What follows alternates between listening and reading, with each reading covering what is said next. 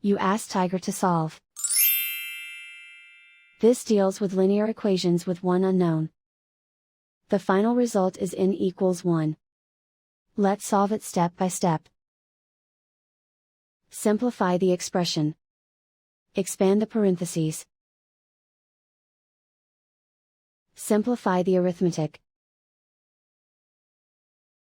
Multiply the coefficients. Group like terms. Simplify the arithmetic.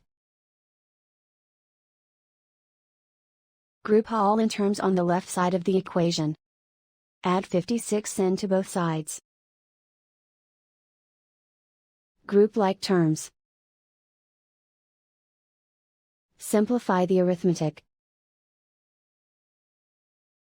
Group like terms. Simplify the arithmetic.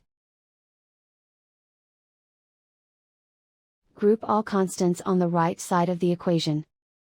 Add 16 to both sides. Simplify the arithmetic.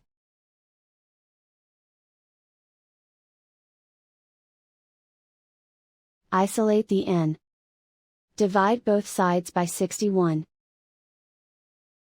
Simplify the fraction.